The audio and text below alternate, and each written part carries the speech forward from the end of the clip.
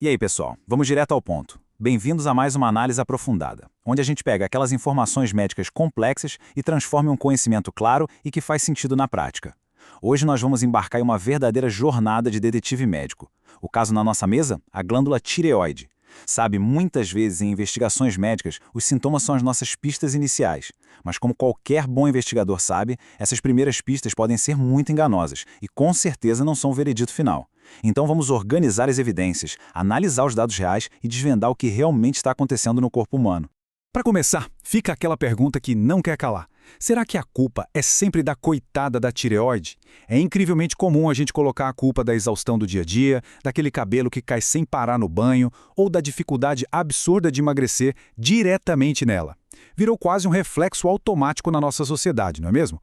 Culpar essa pequena glândula no pescoço por qualquer lentidão que o corpo apresente.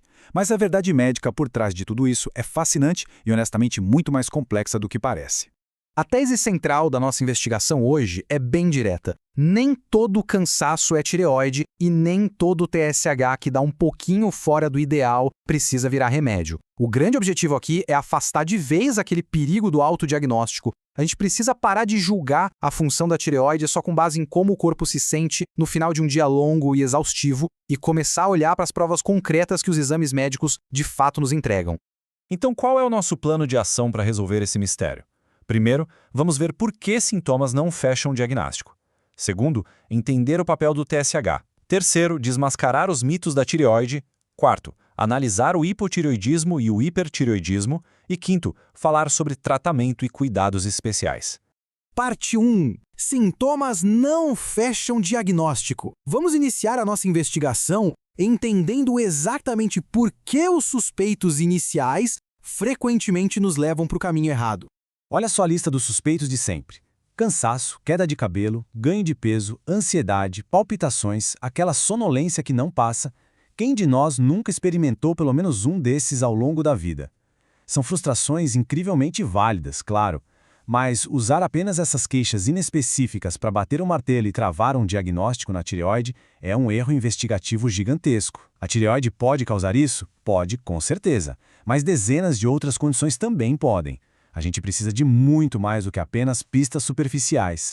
Parte 2. O papel do TSH. Agora sim, é hora de mudar o foco e analisar as provas concretas que vêm lá do laboratório.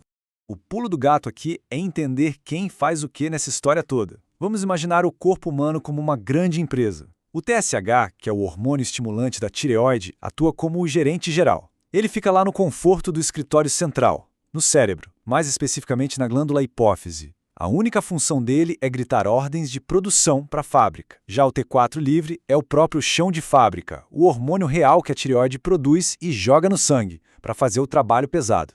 Entender essa dinâmica do gerente dando ordens e da fábrica produzindo é literalmente a chave mestra para conseguir ler qualquer exame. E a combinação desses dados no laboratório funciona mais ou menos assim. Se o gerente está lá tranquilo, com o TSH normal, e a fábrica produz o T4 livre na medida certa, a gente tem o eutireoidismo, que é a função perfeita. Agora, se o TSH está alto, significa que o gerente está desesperado, gritando por mais produção, justamente porque o T4 livre está baixo. Esse é o hipotireoidismo clínico. Por outro lado, se o TSH está lá embaixo, baixinho, é porque a fábrica enlouqueceu, produzindo o T4 livre em excesso, e o gerente calou a boca para tentar frear essa produção de qualquer jeito. Esse é o hipertireoidismo clínico. E quando o gerente está meio alterado, mas o chão de fábrica ainda está funcionando normal? Aí chamamos de alteração subclínica, que é um estágio inicial ou mais leve e que exige uma baita cautela na hora de interpretar. Mas às vezes o mistério é mais profundo, e só o gerente e a fábrica não contam a história inteira pra gente. É aí que entra o nosso arsenal adicional de testes. O T3 é avaliado principalmente se rola uma suspeita de excesso de função. E também temos os anticorpos, como o anti-TPO e o TRAB. Eles são os marcadores cruciais que revelam se o próprio sistema de segurança do corpo, o nosso sistema imunológico, está atacando a fábrica de propósito. São as famosas doenças autoimunes, como a tireoidite de Hashimoto ou a doença de Graves. Parte 3. Desmascarando mitos da tireoide. Com toda essa ciência fresca na cabeça, vamos derrubar de vez algumas suposições incorretas. Mito número 1. Todo cansaço é problema na tireoide.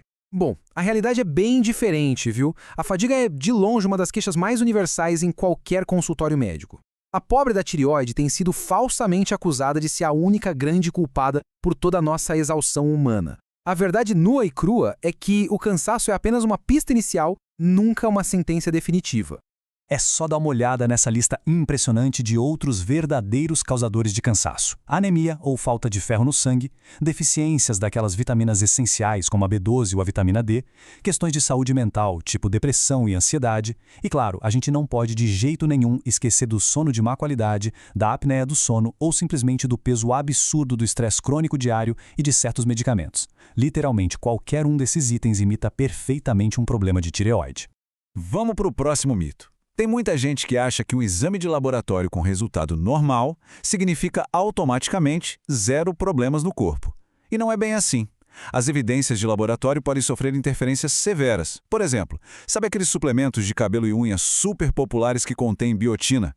Pois é, eles podem embaralhar completamente a leitura dos exames de sangue, criando uma falsa sensação de normalidade ou até inventando uma doença que não existe. Além disso, a gravidez muda totalmente as regras do jogo, exigindo parâmetros hormonais completamente diferentes, já que a demanda do corpo dá um salto drástico.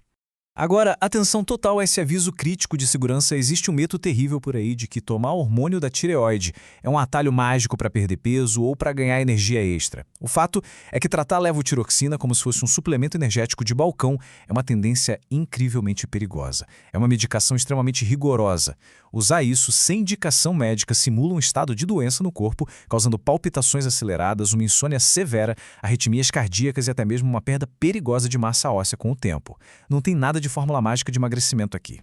E para fechar essa sessão de mitos, vale destacar um contraste super importante. Um TSH que deu levemente fora do intervalo de referência nos exames não faz o médico puxar a caneta imediatamente para dar uma receita. De jeito nenhum. Essas alterações subclínicas frequentemente exigem o que a medicina chama de conduta expectante. Dependendo da idade, da total ausência de sintomas e do risco cardíaco ou ósseo, a escolha clínica mais inteligente e, de longe, a mais segura, muitas vezes é apenas repetir os exames alguns meses depois e monitorar tudo com bastante cuidado. Parte 4. Hipotireoidismo e hipertireoidismo. Agora vamos entender os vereditos oficiais sobre essas diferentes velocidades de funcionamento da nossa fábrica. É simplesmente fascinante ver como os dados hormonais se traduzem de forma tão direta nas reações físicas do corpo. No hipotireoidismo, com o gerente gritando sem parar porque o TSH está lá em cima e a fábrica praticamente parada com o T4 livre super baixo, o metabolismo inteiro do corpo pisa no freio. Isso se traduz na prática com aquela intolerância ao frio, uma lentidão física e mental constante e uma pele extremamente ressecada. Já no hipertireoidismo, a fábrica está trabalhando a todo vapor, num superaquecimento total, com o T4 livre lá no teto. E aí o gerente tenta silenciar a produção derrubando o TSH. O resultado físico disso? O corpo queima energia rápido demais, causando uma perda de peso que ninguém consegue explicar, o coração dispara em taquicardia e os tremores viram rotina. Os números traduzem perfeitamente a realidade física. Parte 5. Tratamento e cuidados especiais.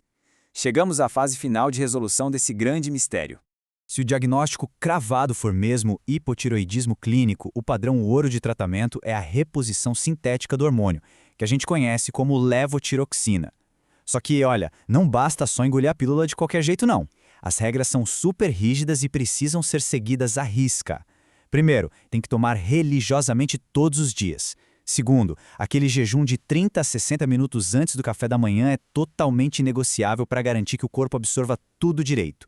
Terceiro, é fundamental evitar misturar a dose com ferro, cálcio ou remédios antiácidos, porque eles literalmente destroem a eficácia do hormônio no estômago.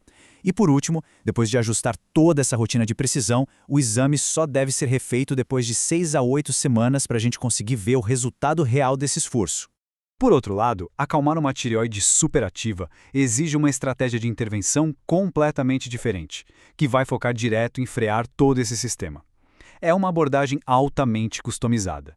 A gente pode começar de leve usando beta-bloqueadores apenas para controlar os tremores e acalmar aquele coração que está acelerado.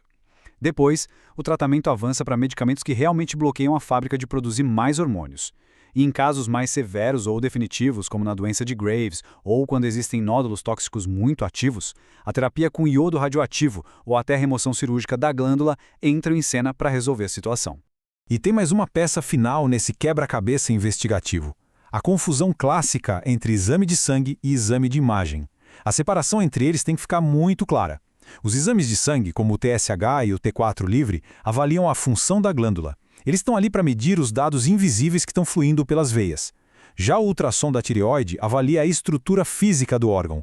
É como se um inspetor fosse lá olhar a arquitetura da fábrica, procurando por nódulos ou pelo aumento da glândula, o famoso bócio. Ou seja, é a cena física do crime.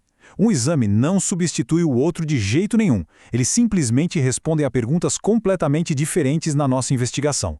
O veredito final da nossa investigação de hoje é super claro.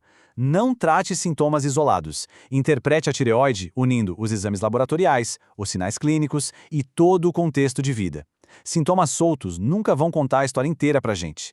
Então, fica aqui a reflexão final. Se a tireoide nem sempre é a grande vilã da nossa exaustão moderna, o que mais o nosso estilo de vida, o nosso nível de estresse ou o próprio corpo estão tentando nos dizer urgentemente através desse cansaço todo?